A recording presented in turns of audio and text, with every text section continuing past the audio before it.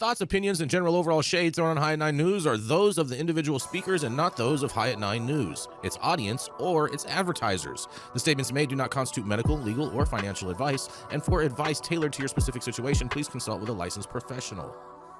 Welcome to the High at 9 News Hour, where you will hear from cannabis industry experts and professionals from around the country talk about important topics while shining light on global issues and discussing cannabis as it relates to politics, regulation and reform, data and technology, science, research and medicine, family and parenting, art, celebrities and entertainment, fitness, sports, mental health and wellness, and plant-based medicines and entheogenics.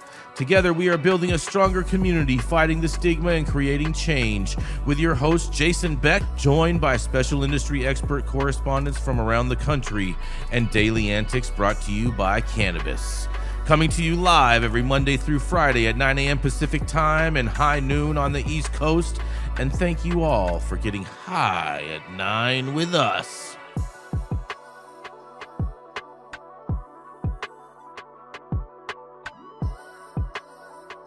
You know what I'm saying? I'll send you where I'm staying at. Well, good morning, you guys. It is Monday, December 8th, and today is National Crossword Savers Day today, you guys. All right, keep that brain going. Yeah. Wait, crossword savers? Yeah, that's what they say. That's what they say. Saving those crosswords just for a rainy day. Yeah, Crossword Savers Day, they say. This is so then are you saying that crossword savers could also be crossed with a lifesaver, Jesse? I mean, yeah, I guess. Okay. All right. It's also National Brownie Day. Sweet. Brownie, brownies as in sweets, not as in the kids group, you guys. Well, that's a very cannabis friendly holiday. Okay. Mary Brownie would be proud. Yes. Or and Brownie then, Mary, I mean, sorry. It's all right. We know you're dyslexic, Jesse. It's okay. Wait, yeah. Brownies the group? I'm so confused. Brownies, the girls. There was the Girl Scouts and the Brownies. You don't remember that? Oh, gotcha. Okay. The JV Girl Scouts. Yeah, exactly. Okay. Yes. Yeah. Thank you, Gary. Thank you. Glad someone's got their, you know what I'm saying? So now we're talking about cookies here. Okay, so hold on. Yes. Crossword savers are tools that help you solve the crossword. Oh, so it's a cheat sheet. Yeah, any kind of tool. It looks. Yes. Oh, it's not somebody who saved my girlfriend. It's saving you with your crossword puzzle since you probably can't solve it. Yeah, it's cheating. It's a cheat sheet. Yes, it's like AI for crosswords. But today is National Cheaters Day. Apparently, for crosswords. Shout out to cheaters. But also speaking of cheaters, it's also apparently Steve Blessingham texted me this morning. Shout out to Steve. Said that today, and this wasn't on my calendar, but you know we're announcing it. Apparently today is National Toilet Paper Day. Wipe them if you got them. Yes. And today is also Pretend to be a Time Traveler Day. We do that every day. Today I will not be pretending. I actually will be a time traveler because right immediately following the show, I am flying to the great red state of Florida, your guys' hometown, Gary and Michael. Yes. And on that, thank you all for joining us and getting high at 9 with us. It's also high noon on the East Coast. And please remember to like, share, and subscribe to us on all social media platforms. You can look up above and down below to see exactly where we live on the internet. And we are live every Monday through Friday on YouTube, Rumble, Twitch, X, Instagram, Facebook, Kick, as well as on our very own website, www.high9news.com. So welcome to everyone joining us from any one of those platforms. And, it's that time of the year when we get some kind of like unique type of stories that we don't like typically type of cover, but only really happen at December because it's the end of the year. And so I have a countdown for you guys. Are you guys ready for this? They're saying that these are the best adult use cannabis strains in each state as of December of 2025, you guys. Okay. Best meaning most sold.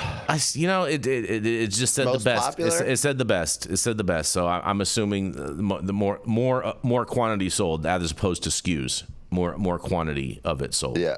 Right. So, That's most popular. yes, the nation's legal cannabis market saw many of the year's leading strains continue their strong run in December, even as a handful of new contenders emerged and edged out some longtime staples. Consumer buying habits shifted slightly to close out the year, allowing several rising strains to capture top spots in markets they hadn't led before. Using sales data reported by state regulatory agencies and cannabis commissions, the supplementing with figures from a Seattle-based research firm Headset in states where official numbers are not yet available. The list below highlights the top-selling strain in every adult-use cannabis state as of December of 2025. All right, here we go. Alaska, Runts. Previously was Blue Dream. Arizona, Permanent Marker. Previously, Cushman's. California's top-selling strain, guess what, Jesse? It's your favorite, Blue Dream.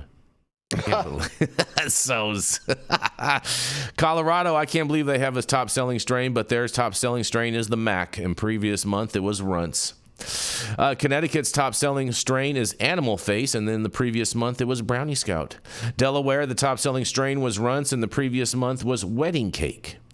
Illinois' top-selling strain was Pineapple Express. And Maine's top-selling strain was Brownie Scout, and the previous month it was Wedding Cake. Maryland's top-selling strain is Afternoon Delight number 4, and in the previous month it was Brownie Scout. These brownies keep on popping up, bro. Massachusetts' top-selling strain Cushman's in previous month was Bananas, and Michigan's top-selling strain was Runts. Missouri's top-selling strain was Triple Berger, and previous month it was Cap Junkie. Montana's top-selling strain was Gelato, and Nevada's top-selling strain was Afternoon Delight. Previous month it was called Black Label. And New Jersey's top-selling strain was Lemon Cherry Gelato, and in the previous month it was Orange Push Pop. New Mexico's top-selling strain was Sour Diesel. In the previous month, it was Blue Dream. And New York's top-selling strain was Blue Dream as well. So New York and California? New York and California, Blue Dream, the number one. Coming in 2025. Then we have Ohio. Their top-selling strain, their top-selling strain was Bananas. Oregon's top-selling strain, Orange 43, and in the previous month it was Super Boof. Well, that's pretty, they sell lots of boof out there, so not surprising. And Rhode Island's top-selling strain was Jack Herrera, and Vermont's top-selling strain was Runts, followed by Washington's top-selling strain of Wedding Cake, you guys. Wait, who was Jack Herrera? Jack Herrera was top-selling strain was Rhode Island. Oh, nice. Herrera like terror, bro. Get it straight. Come on now. Yeah, Jack Herrera. Okay. What was Florida? What was Florida? Oh, you're gonna make me go back and look here. Hold on. Oh, I'm sorry. It was alphabetical. Okay. Yeah, hold on. I'm gonna get it for you, Gary. I'm here to help and to serve. You know what I'm saying? I will. My friend brought the Animal Face genetics to Connecticut, and they have that in Florida. Rise sells it, and it's. I would attest to that. So it didn't give us a top selling strain in Florida. Interesting enough. Right? Yeah, Florida is not listed. I was wondering. I was like, this isn't all the states. This isn't 38 of them here. So there are some states missing. It's all the adult use states. Yeah, adult use states. Yes, that's correct. Yeah, yes, that's why Florida's not on here, Gary. Good catch, Jesse. Yeah. Good catch. Yeah. Had me searching for things that don't exist, looking for unicorns apparently. Well, I mean, what are your guys' favorite strains? Obviously, we know Jesse's is Blue Dream. Ha! Jeez, bro. I'm disappointed OG Kush didn't make California's top strain. A little disappointed, but I'm not surprised because a lot of people don't know good stuff. So but with the top strain issue, it becomes a question of like, is it because people like it, or because there's more sales on that strain because there's more grown of it, so there's more purchased. I just don't know the meaning of those statistics. Yeah, the cycle of that. That's interesting that you bring that up, Michael, because it's definitely on the growers. Mm-hmm. The growers choose what they believe the people are going to want, and so they grow it at scale, and then it becomes a marketing issue. Yep. Yeah. It's always about the marketing. It's interesting though that Blue Dream is back. Blue Dream's apparently back, and it's big in New York and big in California. The two number one markets in the country. Blue Dream. Yeah, so that's interesting. Yeah.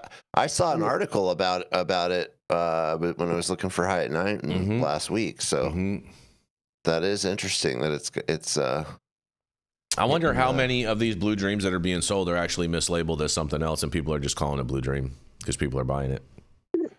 Well, that's the whole market with all the strains, right? And then I know I had seen, and it was a long time ago, right, back in the olden days of the cannabis world, there was a lab or group out of Colorado who did DNA tests on a bunch of different strains that they had pulled. Yeah. And so many of them, had lineages of only really like a handful of strains, even though they had all different names and stuff. So it was a very interesting report. This was probably 10 years ago. Yeah.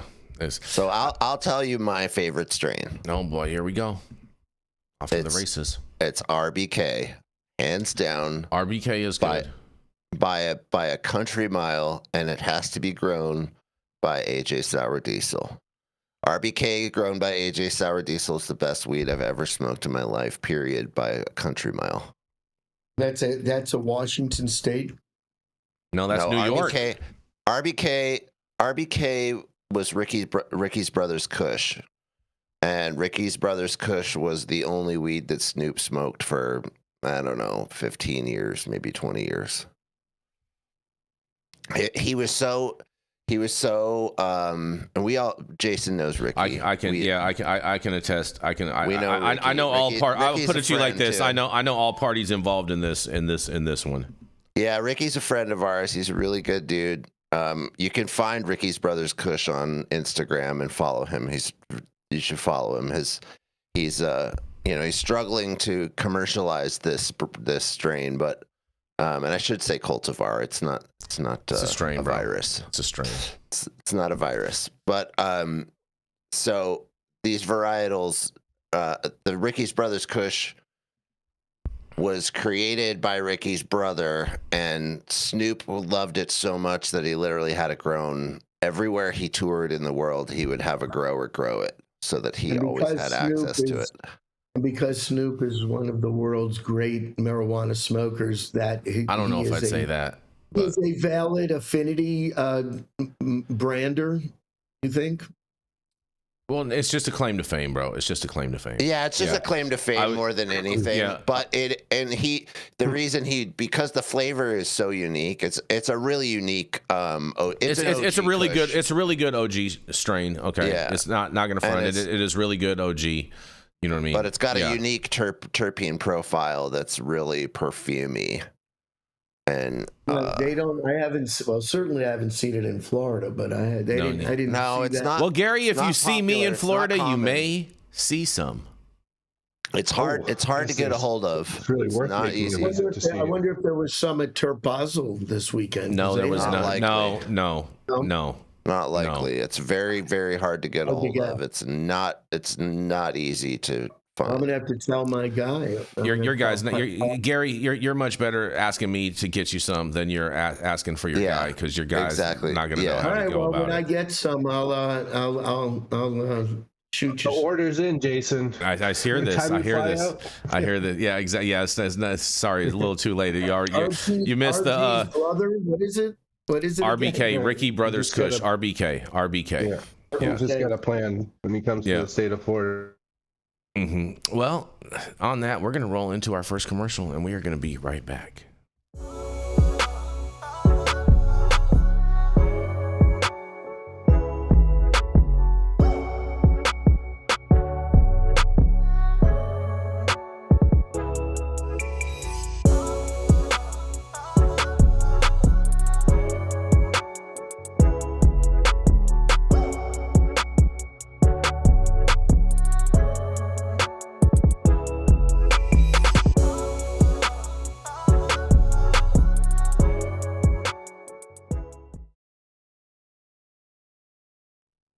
Why not? It's a public event, right? No, it's not. Yes, and we are back. And you know what? I have some great news for you, Michael and Gary. I think you guys are going to love this. I think Michael froze on us. You might have to refresh a little bit, but nonetheless, some good news for you guys, because a Florida Senate bill would allow qualified patients to grow cannabis at home. This is what everybody has been waiting for in Florida.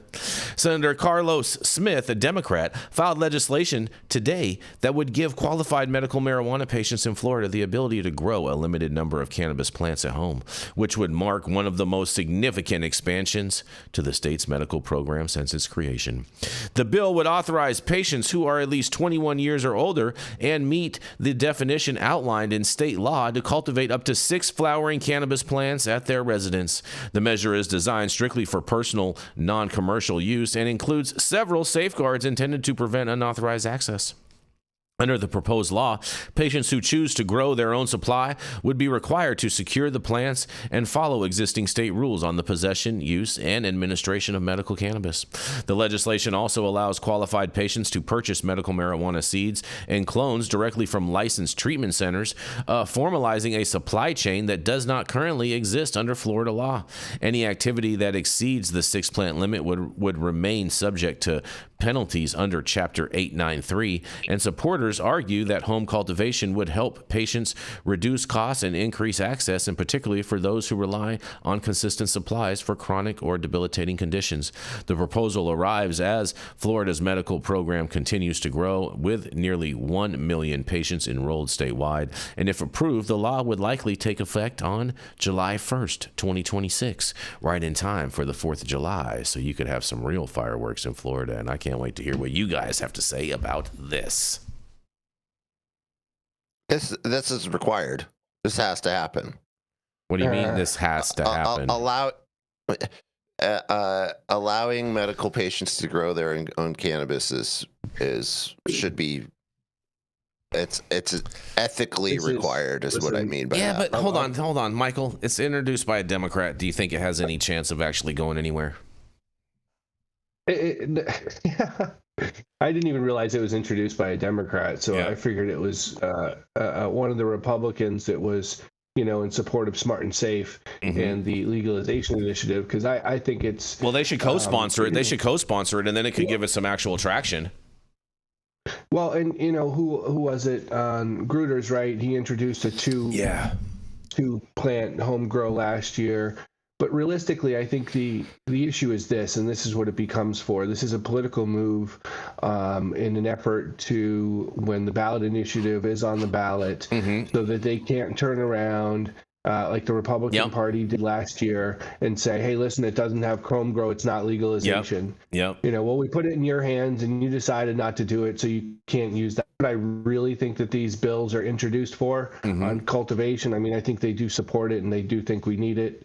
But I think that's the main goal of these bills being introduced is so that they can't use the non-cultivation against them in the campaign initiative. They've already been putting out some information about when everyone's like, oh, why doesn't it have home grow, about the single subject rule and the possibility they may violate that, and that's why they're not doing it.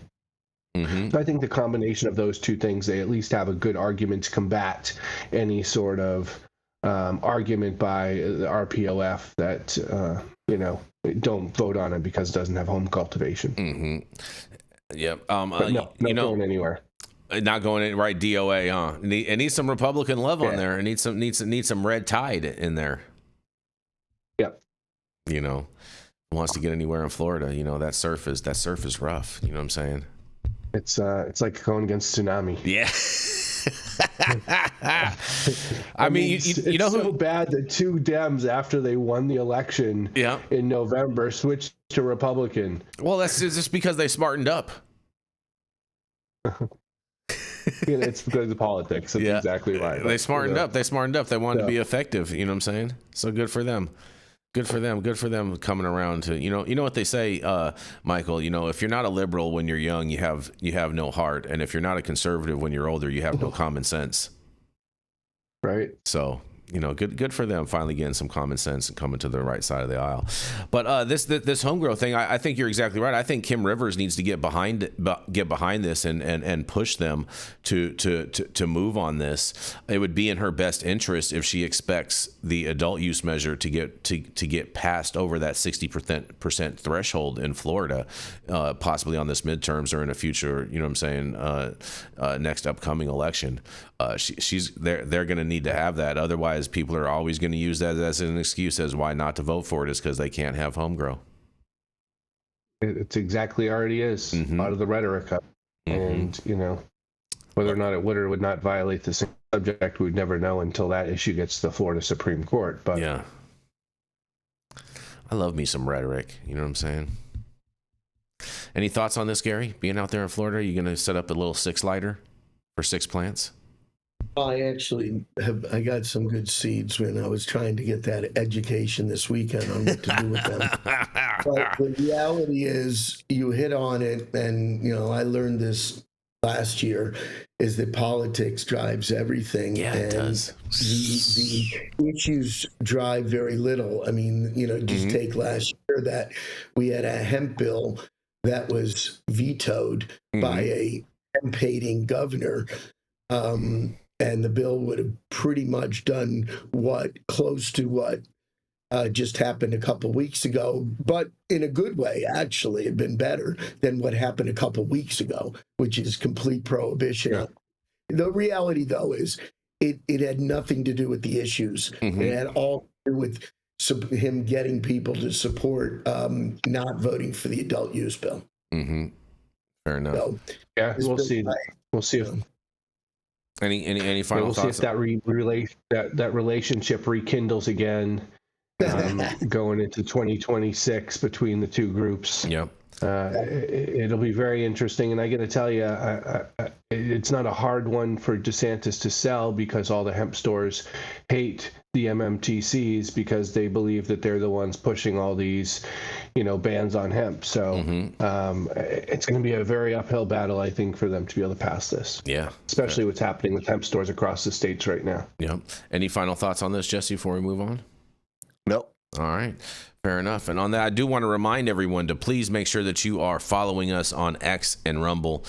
We do need to grow those platforms, and at the same time, YouTube has become an unstable environment. And so if you do not see us on YouTube for any reason, know that we will be on X and Rumble. And so please make sure that you are following us on X and Rumble. And on that, we are going to roll right into Mr. Michael Minardi. He's an attorney out in the great red state of Florida who helps cannabis activists, cannabis patients, cannabis businesses, and others stay out of jail and above the law. And he's been doing this for the last 20 years. And you can find him at his practice at Minardi Law. It is none other than Mr. Michael Minardi. Good morning to everyone on the West Coast, and happy high noon on everyone on the East Coast. So today I am delving into my home state, because it's exciting and it's crazy to see that they're the only ones up there with a very limited and no legalization and a really limited medical market. So the great state of New Hampshire, lawmakers pre-file multiple marijuana bills for 2026, including measure to let voters legalize on the ballot. So this is exciting, and if you don't know, New Hampshire is the live free or die state. New Hampshire lawmakers have introduced a slew of marijuana-related bills for the upcoming 2026 session, including proposals to legislatively enact adult use legalization, or alternatively, leave it up to the voters to decide at the ballot. After submitting at least a dozen requests for legislative staff to draft reform marijuana and psychedelic reform bills they plan to sponsor next year, legislators have now formally pre-filed multiple cannabis measures for consideration in 26. One proposal from Rep. Jonah Wheeler stands out as it seeks to put a constitutional amendment on the state ballot that would let voters decide they want to legalize it for 21-plus adults, allow them to possess a modest amount of cannabis for their personal use. The measure comes as lawmakers have a difficulty advancing legalization bills through both chambers in recent sessions, and as current governor, Kelly Ayotte, has threatened to veto any such bill that reaches her desk. As a constitutional amendment, Wheeler's proposal would need supermajority support from 3/5 of the lawmakers in the House and Senate to reach the ballot, and requires no action on the governor. For GOP lawmakers who want to take the vote to override on legalization bill from their own party's governor, passing the amendment could be a way to circumvent that situation. If the legalization question made it to the ballot, it would need support from 2/3 of the voters to be enacted. Other bills filed for 2076 include another to legalize marijuana possession statutorily, two to protect the gun rights of medical cannabis patients, and another that would make it so medical marijuana dispensaries could operate on a for-profit basis, as is the case in the majority of states that have legalized the plant. There are also a few pieces of legislation aimed at regulating hemp sales, an issue that received heightened attention given that Congress passed and President Trump signed an appropriations bill that would effectively recriminalize most consumable hemp products. Rep. John Wheeler, relative to personal possession of cannabis, providing that adults 21 plus age or older shall have the right to possess a modest amount of cannabis intended for their personal use. A great definition for an attorney to argue. What does it mean? Rep. Jared Sullivan, legalizing certain quantities of cannabis. Rep. Senator Keith Murray, right to therapeutic cannabis patients to purchase, possess, and transfer firearms in accordance with state law. Tom Mannion, providing that an individual's use of therapeutic cannabis shall not disqualify the individual from the purchase, ownership, or possession of a firearm. Yeah. Senator Daniel Innes, allowing alternative treatment centers to operate for profit. Bill Gannon, duties and reporting requirements for therapeutic use, and the list goes on, a few more. It's long been obvious to many Granite staters that cannabis prohibition violates our state constitution. Article 1 holds that the rightful government policies must be founded in consent. So how can a policy as unpopular as cannabis prohibition possibly meet this standard? I'm going to have to look into that for some constitutional challenges. Matt Simon, Director of Public and Governmental Relations, the medical marijuana provider Granite Leaf Cannabis, told Marijuana Moment on Friday, sadly, lawmakers have repeatedly thwarted the will of voters on this issue, so a constitutional amendment may not turn out to be only appropriate, but necessary, he said. So far, proposals to reform state laws around psychedelics like psilocybin that lawmakers requested staff to draft have not been formally filed for the next session. In October, meanwhile, a New Hampshire House Finance Subcommittee advanced a bill to allow medical marijuana dispensaries in the state to convert from nonprofit to profit businesses. Another New Hampshire House committee recently discussed plans to move forward with a bill to legalize marijuana altogether, even though members that it said is unlikely to be advanced beyond the chamber given the opposition of the Senate and the threat of the veto governor. We know it's where it is to go. Let's send a virtue signal. The sponsor of legalization proposal, Rep. Sullivan, said during a House committee. Sullivan ultimately made a persuasive defense of moving forward with his original bill, pointing out that the House has repeatedly passed similar legislation and that the chamber could stand its ground, forcing the Senate and governor to again go on the record with their opposition to policy popular among voters. The governor also said in August that her position on marijuana legalization would not change, even if the federal government moved forward with rescheduling the plant. Policy change by President Trump is actively being considered. If federal law changes, I have to comply with federal law, Ayotte said, but my position has been and continues to be, we should not legalize marijuana in the future. So, go live free or die state. Should be able to live free by smoking some weed. And hopefully this gets on the ballot and the voters overwhelmingly approve cannabis in New Hampshire. What do you guys think? I want the voters to have this, the constituents in New Hampshire to have this. I don't understand why they haven't done it already. And, especially with it being such a constitutional basis state with live free or die as their whole motto. I mean, it surprises me that it has taken them this long and they're like the one state in that whole region that doesn't have any type of program going on. I mean, everything around it, even foreign countries, have it, except for them. Yeah. It is crazy to me. It sounds like if even a small fraction of this legislation passes, they're going to have quite a lot more freedom with cannabis. Can you go into this gun law a little bit? So they're basically saying that if you have a medical there was card, 2 of them. Yeah. Like they're gonna be like, hey, it's not gonna preclude you from owning a firearm. It sounds like owning and also purchasing under new state law. That's amazing. Yeah, that's a big deal. One thing New Hampshire people don't want to lose is their guns. Yeah, no doubt about that. I think it's very interesting, and it's kind of crazy because there's never been a problem of getting cannabis in New Hampshire. I can probably confirm that. So fair enough. Any thoughts on this, Gary? It's something that I've said before, and I'm also happen to be watching the Ken Burns series on the American Revolution, and I'm just reminded by the founders and the importance that this plant had for this country. And I think about a state like New Hampshire, that's a classic revolutionary, live free or die state. I find it, I don't know if there's a legal argument, but there's got to be some history here on the importance of not making cannabis sativa L farmers disadvantaged in this country. I think that's clearly a founding principle of the people who wrote the Constitution. I would agree with that, especially the fact that, you know what I mean, George Washington used to have a seed exchange every year at Mount Vernon. I mean, I don't think we would have been able to finance the revolution without it. No, not at all. We're in World War II, right? And not to mention World War II. Yeah, our and sales and clothing. I guess the counter argument, which is not one I would.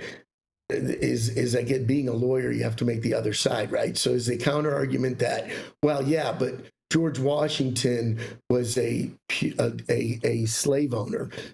Thomas Jefferson was a slave owner. They didn't even consider giving up their slaves. Does that mean that we should still have slaves? I don't understand how that even correlates with anything. That doesn't even make that has zero basis in this conversation. Slaves. Yeah. We just don't think so. It is obviously a question as to just what they believed in. Would we support the same factors that they believe in now that they believed in then? But this is about a freedom. That's like saying would they support cell phones because they didn't, they didn't have those then, just like we don't have them now. Well, yeah, I think the Declaration of Independence says enough that should be put and screamed. It says we have inalienable rights given to us by our Creator, and nature is an inalienable right given us by whatever Creator you think created this world. So, not synthetically derived Delta 8. Right. Well, I'm fine with that. I can live with that one. Okay. I can. If there was one less spray pack in the world, you know what I mean, the world would be a better place. Just saying.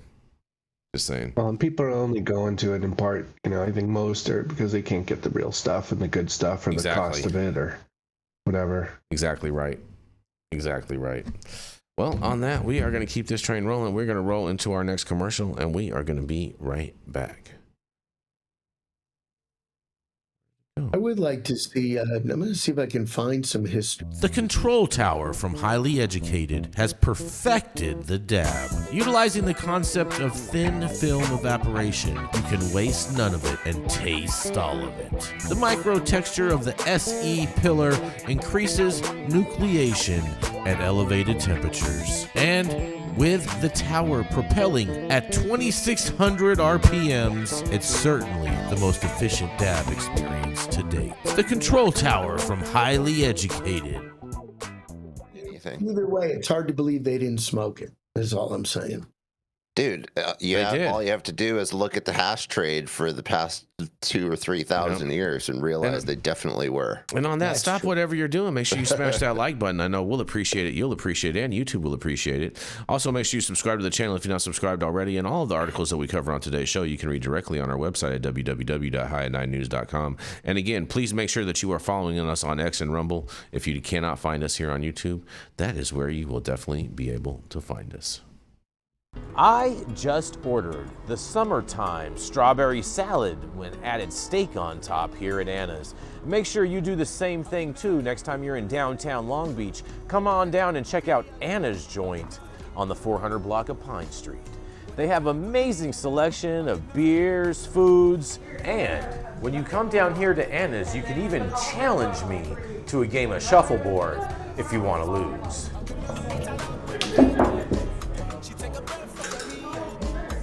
Did you get that?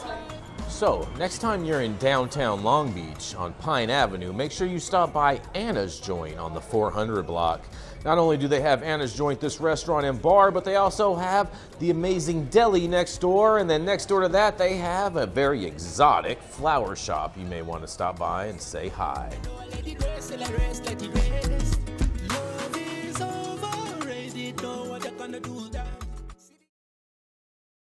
Elon yes, predicts and there'll we be are more robots than humans. And we are back.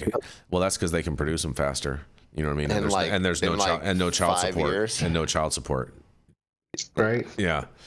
And on that, we are going to roll right into Mr. Jesse Barney. He's the founder of Barney Design and can take your brands to the highest plateaus, but you do have to listen to him and execute his plan. Otherwise, you're going to be left just sitting around holding things in your hand. That's right. It is none other than Mr. Jesse Barney.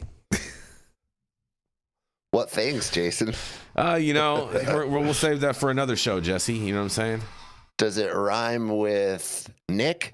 It does. It does. It does. Yes, it does. It rhymes with Nick. Yes, it does. You know it. All right. My story comes out of CNN this morning. Pretty fun because, as we know, our government is corrupt. And here is some additional proof. Stop it. Here you go. Our government Former high-ranking DEA agent accused of conspiring to traffic drugs and launder millions of dollars for a Mexican cartel. Dun, dun, dun. A former high-level drug enforcement agency agent was indicted on federal charges of conspiring to traffic drugs and launder millions of dollars for a Mexican cartel. Paul Campo, who was a DEA agent for nearly 25 years, and his associate Robert Sensi are accused in a new indictment unsealed Friday of converting cash into cryptocurrency to buy 220 kilograms of cocaine worth $5 million and launder $750,000 in proceeds from drug sales for the Jalisco New Generation Cartel, or CJNG. The State Department designated CJNG as a foreign terrorist organization earlier this year. Campo pleaded not guilty to the charges Friday and was detained. Prosecutors in the Southern District of New York allege the men agreed to launder at least $12 million for the cartel.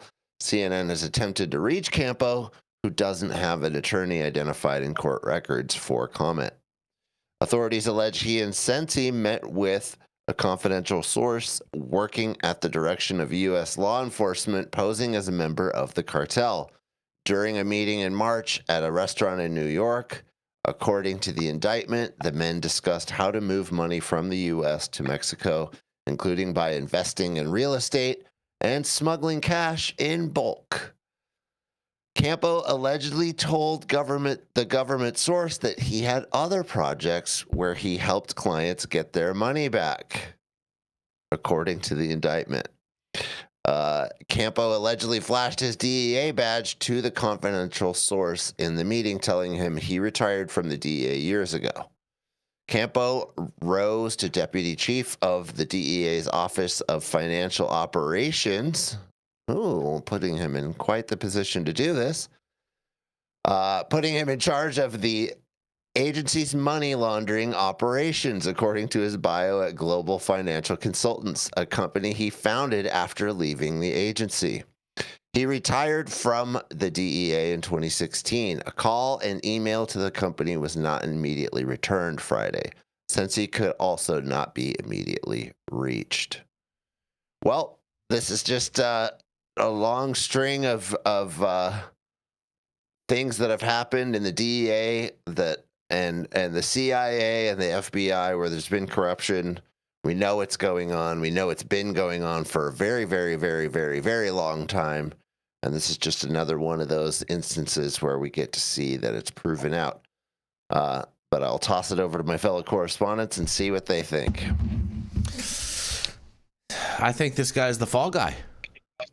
Yeah, there's clearly there's more than two people involved. It's 100%, bro. 100%. There's way more people involved in this. This is, what'll be interesting is to see is if any more people, because generally when these types of things happen, there's the couple of people that they prosecute, and then that ultimately leads to them prosecuting others.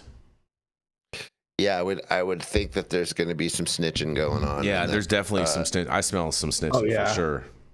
Yeah, and the question is like, is this the way to cover these people to say that they're indicted, but they were really undercover?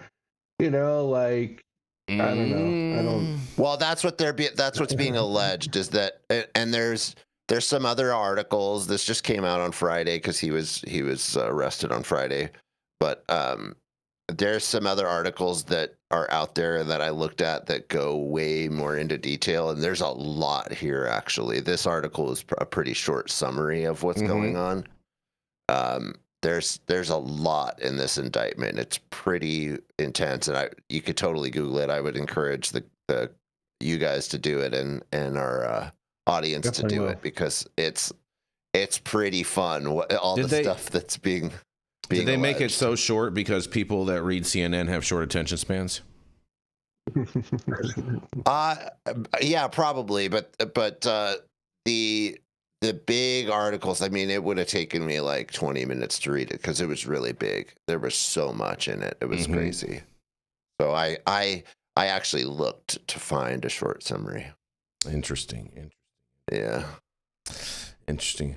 What do you think, Gary? I mean, you've Well, I obviously love these kinds of stories. Yeah. I started my career creating them. But it sounds like American Made to me, and which is a great movie. And I think that gets to Jesse's point and to where we're going with this is that how deep is the love of this scheme? Because I can't believe that this guy was doing this on his own. There's no way. And was there some sort of understood or apparent authority being given by his superiors to enable them to further whatever goals that this country has among the cartels? And I guess that's what we'll see. Well, I mean, I've seen some of these things going up. Some of the things, the messages, and things that have been out there on X of this thing going up to some of the highest levels in government. Some like members of the House, people like Adam Schiff and, Eric Swalwell and a few others. And, alleging linking ties to them to supporting cartels and, in different manners and whatnot. So, I don't know if any of that's true, but, it is out there on the internet. So we have proof positive of it from like the 80s or the Nicaragua Contra affairs and all the testimony related to that, i.e., as he was saying, Gary was saying, American made, and then all of a sudden it stopped. The American government's like, we're not going to do that anymore. We're putting a pause on this, guys. We're putting a pause on this. Yeah. We learned our lesson. Yeah. Yeah. We're not going to set up coups in different countries anymore. So we don't need this type of backdoor traction. Come on. And especially what's going on. Maybe they're just trying to pull out their guys so they don't have to allow them to be at some place they're about to blow up now. Because now they just shoot missiles, right? So you're saying that cartels and everyone. So you're saying America has a strong pullout game, huh, Michael? It's some sort of sickness. I'll tell you that much. I don't know if I was just blowing up boats and making sure everyone's dead, but whatever. I think that the sophistication of these types of things has gotten much better. I mean, I just read the book on Teapot Dome scandal, which you want to talk about a blunt instrument of just raping and pillaging the U.S. government by basically getting a guy elected to president. And even there, people weren't really offended by it. Yeah. You know, It's crazy what people will tolerate, right? Nowadays. Yeah. I think we're so sensitized to all the bullshit and lies, and you know, it's just like, okay, whatever, not surprised. Yeah, exactly. You know, Well, I think this is kind of a case in point for what Trump called the swamp, right? Is that this is lower level swampishness, and it as Jason said, it goes all the way to the top. Yeah, this is swamptivities at its finest. Yeah, and as citizens, you know, we sense this stuff. We kind of know that it's going on. We see these stories that tell us that, oh, there's lots of corruption going on everywhere in our government, especially when it comes to dealing with drugs and stuff, and when it comes to secret organizations and enforcement organizations. And you feel, I feel like this, at least. I feel like, what do? You're paralyzed. It's like you're up against a monster, and that's the nomenclature of the swamp, why it's so good. Because how do you actually drain it? Because even Trump, who claimed so hard that he was going to drain it, he clearly has a very difficult time actually doing it. He needs some liquid Drano. Yeah. So sometimes when you're draining the swamp, it gets clogged up because there's so much junk going down it. You know what I'm saying? All at once, Jesse.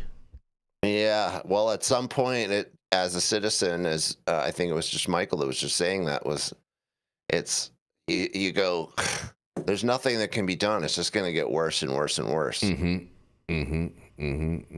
Very, very true. Very, very, very true. Well, you know, based off of your initial analogy too, Jesse, I would consider this guy to be a tadpole in the swamp. Oh yeah, this is 100%. You know, this is tiny low level. He's going to get the brunt of it, but you know what I mean. He's going to be made the example. But the question is, how many behind him? If he has a story, if he has a story to tell, he might. But this is the thing: he tried to do that before he got indicted. Yeah, but this is the thing: is he was pardon him, and he wasn't a whistleblower. He's going to have to give up major stuff and like have like real credible stuff to where he can show. Where he can basically build the case for the government against others. Right. That's the only way. But yeah, then they'll get a pardon. They'll get a pardon. That'd be great. Well, maybe he'll get a deal. Yeah, you know, who knows? It's the art of the deal. You know what I'm saying, Gary? I hear you, bro. Oh, yes. And on that, we're going to roll into our final commercial, and we are going to be right back.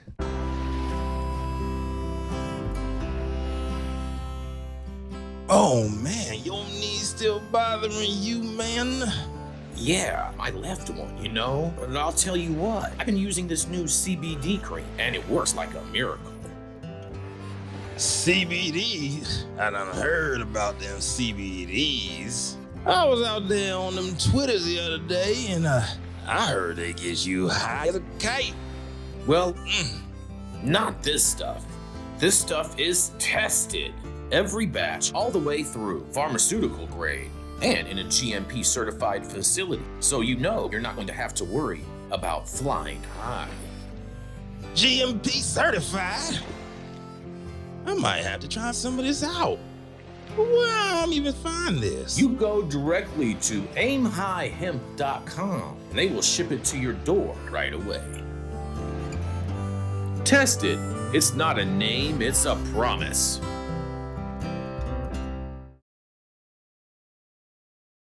And on that, we are going to roll right into Mr. Gary Kaminsky.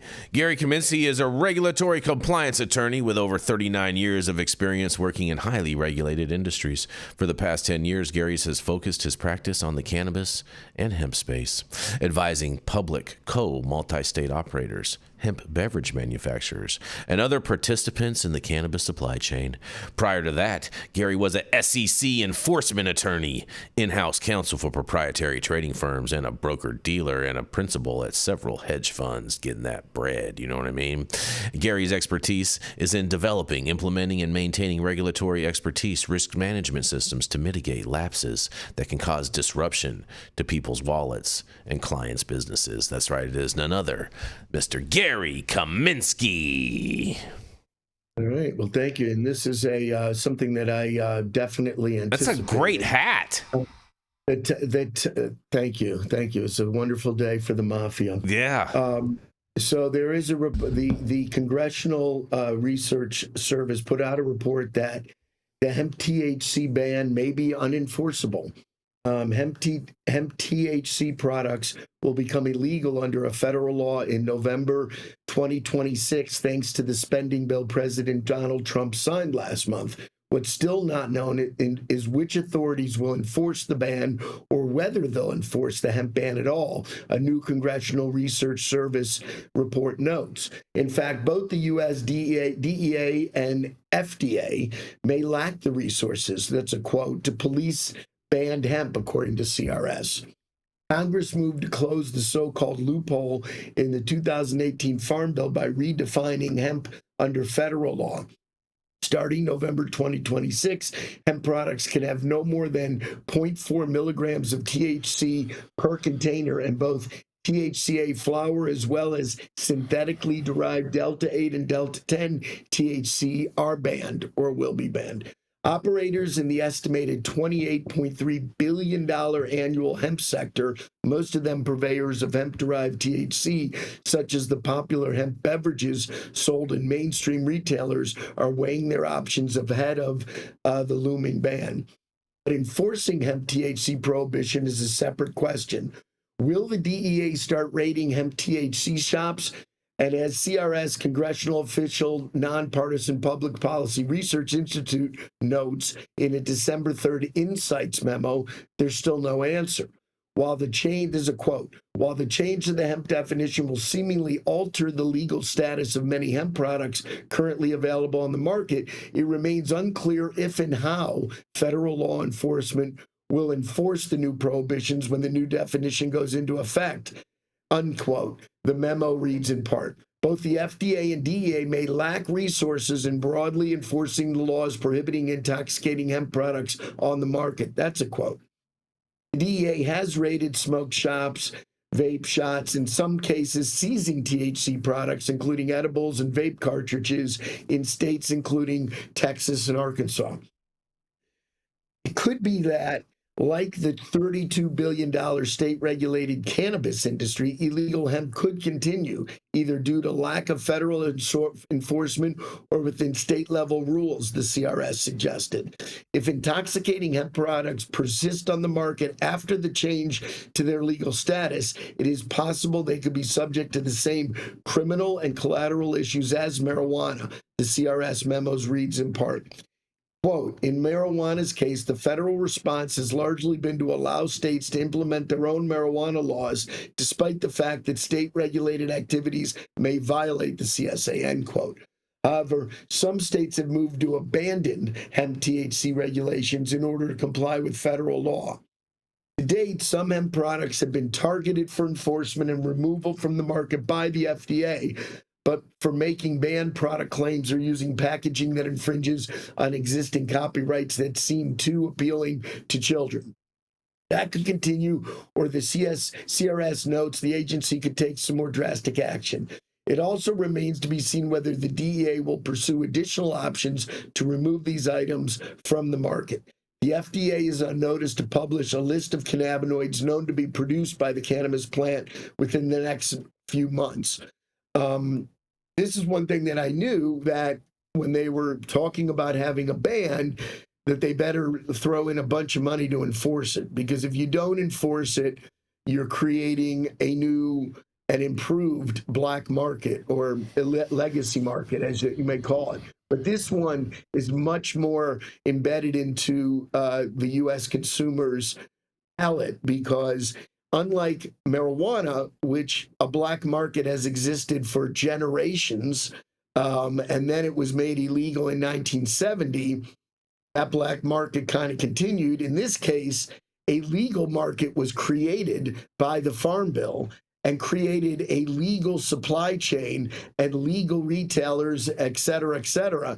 Now that's being deemed to be illegal, and you're assuming that all those consumers who have been involved in that market are just going to stop consuming.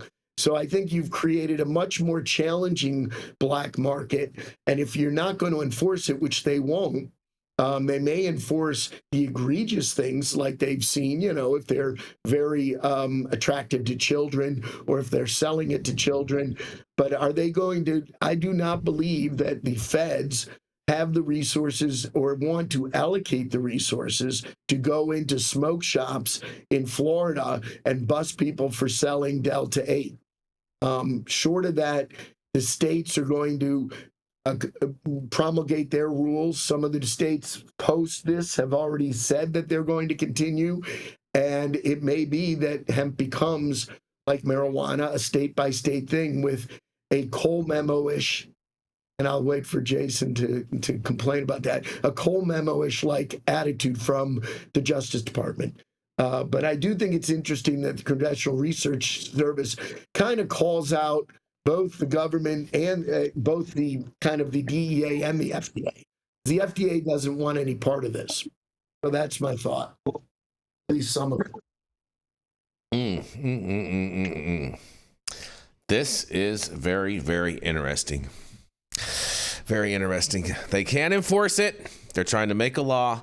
And, you know, if I'm a hemp lobbyist, I am going to use that as a major talking point as to why they need to get a deal done prior to the expiration. And this is even more reason why we're going to have an October surprise, you guys. This is just even more the reason. Because, you know, the politicians love to procrastinate and wait to the last minute because it's the best for the kabuki theater, which is America's telenovela, which is the political world. And so this will be a lot of fun-filled drama. It'll give us a lot of stories to talk about. So it's going to be great for us, too, over here. And they're totally going to drag this out, drag their feet on this. And then at the last minute, right, you know what I'm saying, right in October, boom, it'll be fixed like that, and then everything will be like everyone was in a panic for nothing. So I think that this article's wrong. But go ahead, Jesse. So there's a short-sighted aspect of this that this is not covering. They're looking at the fact that, yeah, the federal agencies are not going to be able to go smoke shop to smoke shop. That's ridiculous and totally not possible. There's not enough people on the planet to do that. But what makes it easy to enforce is the supply chain. There's very few states who have very few farms within each state that actually grow the majority of this hemp. So it's very easy to go to those farms and shut them down. And it's very easy to go to the distributors of those major farms and shut them down. So the personnel that it would take to shut those farms and those distribution channels down that go to all the smoke shops and eliminate the supply is actually pretty simple. So if they want to do this, it would be very easy for them to do. And that's very similar to what would happen in a state. If a state wants to shut down some of the biggest farms in their state, it's very easy for them to do, and they do it sometimes. Well, I mean, you know, all that they have to do is just do, you know, a repeat of what they did in Los Angeles. Right. It's pretty simple. Yeah. You know, you have, as I said, you have a few states. You have Colorado, Montana, Kentucky, and a couple others that really grow the majority, more than 80% of the hemp that's in this country. And for instance, in Colorado, there's one farm that grows the majority of the hemp that's put out of Colorado. They have 40,000 acres. So when you have one farm that's growing the majority of the hemp that's coming out of the state that's producing the most hemp in the country, there you go. I mean, it's just it's a simple equation. So I think that they missed that in this article. They should have talked about that. The supply chain's pretty easy to shut down. You don't need to go smoke shop to smoke shop, and the federal government's smart enough. Oh, they're definitely going to go to the smoke shop to smoke shop, Jesse, because it's the easy bus for them. It gives them the headline, and that is how they get their justification for their budget. So that's that's already a given. That's already going to happen. They do that for fun as a PR stunt. Yeah, that's what I'm saying. It gives them the numbers. The real work will happen by just going to directly. You know, and fundamentals 424 is like they're not going to shut down Glass House.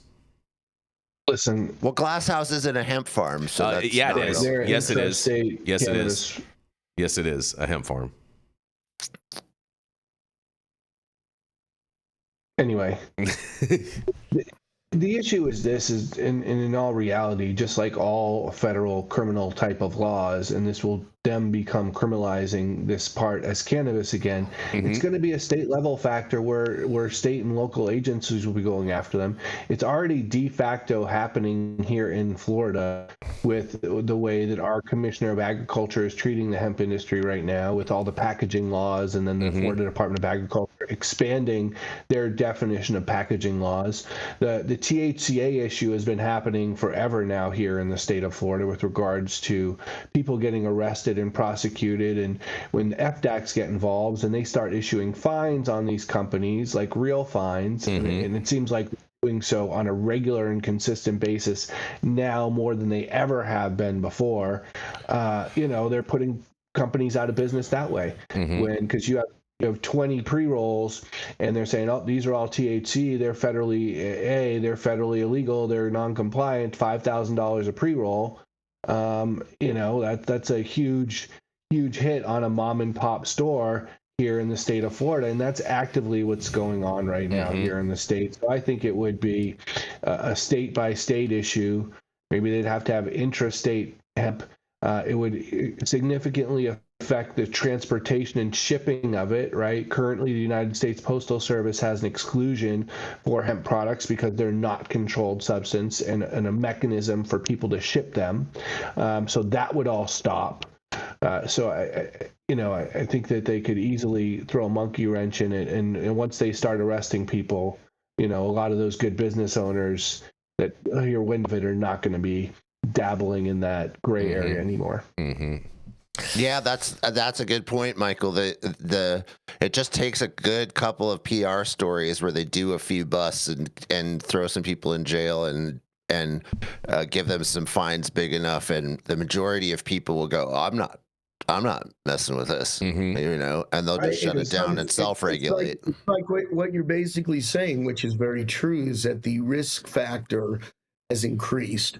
We're doing the regulatory arbitrage trade of whether or not I'm actually going to get busted, because they have never busted anybody. But ultimately, what you'll see are ripple effects. The banks not going to bank hemp. No, I mean, some of them anyway. But that's already happening, by the way. Banks are already shutting it down. You're going to see some of the service providers who have been dabbling in it. Now it's not worth it to them. The real interesting one will be the alcohol beverage folks, because they're not just dabbling. It's 20% of what they're selling. So that's where I hope that the lobbying is going to come forth for some regulatory wiggle room and clarification, because I think low-dose beverages should continue. Of course you're going to say that, Gary. You're such a beverage advocate. Continue. Legalize it. Oh, that was good. That was good. Well, you know what? We're going to go out with a bang today. You guys want to go out with a bang? Let's do it. Do it. All right. Man, I wish we had a chick on today's show, because man. There's an Oregon appeal court could set national precedent for adding, get ready you guys, female orgasm disorder to medical marijuana programs, you guys. That's right. Oregon will hold a 3-day appeal hearing in early February that could shape how states treat female sexual health conditions under medical marijuana laws. The proceeding, scheduled for February 3rd through the 5th, challenges the state's denial of female orgasmic disorder, better known as FOD, as a qualifying condition. According to advocates, this will be the first formal appeal of its kind in the nation, and the petitioner, Rebecca Anderson, has spoken publicly about developing FOD following a radical hysterectomy for cervical cancer, and how she successfully overcame it using cannabis. Her experience mirrors emerging evidence, including a recent randomized clinical trial showing improvements in sexual function and orgasm among gynecologic cancer survivors who used cannabis mindfully for symptom management. Suzanne Mulville, PhD, a clinical sexologist and orgasmologist, I didn't even know that was a thing, but that's interesting, told the Marijuana Herald that more than 10 experts have volunteered to testify at the February hearing. These specialists come from the United States and Europe and include physicians, therapists, and researchers working in sexual medicine, gynecology, and cannabinoid therapeutics. Mulville noted that the hearing will be the first formal appeal of its kind, challenging a state's denial to add female orgasm disorder as a qualifying medical condition for medical cannabis. But despite peer-reviewed evidence, for example, here, and here, supporting cannabis efficacy, 6 states have denied adding FOD as a qualifying condition, and Illinois and Connecticut remain the only states to approve it for medical use, and advocates say the movement continues to grow, and in 2026, they plan to expand petitions to include additional women's health conditions such as enormitritis, uterine fibrosis, ovarian cysts, and FOD. Mulville added that the team is also collaborating with a California sex therapist who uses cannabis as a therapeutic tool to treat women with FOD and is working with a state senator on legislation that would add women's health conditions to California's medical program. She highlighted their recently published peer-reviewed review on cannabis and female orgasmic function and an upcoming follow-up paper focused on cannabis and the future of treating female orgasmic disorders. Advocates say the Oregon case represents a key moment for women whose health concerns have long been overlooked, and with expert testimony prepared and national interest increasing, the February hearing may help determine whether sexual health conditions like FOD gain broader recognition in state medical marijuana programs. Well. Look at that. All I can think of is the movie When Harry Met Sally, and I can't wait to hear what you guys have to say about this. Jason, you were right. That was the banger of a story, and I'm glad to see Oregon come around. Yeah, I see what you did there, Joe. I mean, FOD, and any woman that's suffering from this, I'm sorry, and maybe, you know what I'm saying, some of these boyfriends, if they, you know what I'm saying, are having problems with their thing, maybe they need to, tell their girls, hey, maybe you have this, maybe you should get checked for this. Yeah, maybe it's not always the guy's fault. Maybe. Well, I had a great friend who was a sexual abuse survivor. He was a male, and he did a lot of speaking nationally about it. And the numbers are crazy. One in 4 men have been sexually abused before they're 18, and wow. And it's more than that for women. It's 1 in 3 for women. So most women, by the time they're 18, have been molested or accosted in some way that's pretty traumatizing. So this is a big factor of that. And the other things that go on, I mean, there's so many difficulties. I pulled this up. And it is it's almost the same number, which is interesting. It's about a third. So these are, so you pulled it up. These aren't things you're just pulling out. Right. Correct. Okay. I pull up, not out. So the numbers are very similar. A third of women suffer from this. You get female orgasm disorder. That's a high percentage. Well, it kind of makes sense. And I mean, I would see that, women, when they have suffered trauma like this, have a hard time ever connecting sexually. And then there's other reasons why you would have a hard time connecting sexually. And then it makes sense that cannabis kind of gives you this, musicians and other people, artists, report, and I know this anecdotally, that it gives you kind of like a tunnel vision, where if you're doing something, and people report this like with cleaning, right? Like they'll smoke weed and then clean. Yep. Because it kind of gives you this really amazing ability to focus on what you're doing. I call it a hyper focus.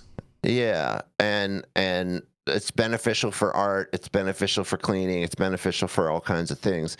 And I can see how for women that the ability to eliminate all the other thoughts and all the other intrusive things that are going on while you're having intercourse with your partner would probably really help. Mm-hmm. And so, yeah, it makes sense. Mm-hmm.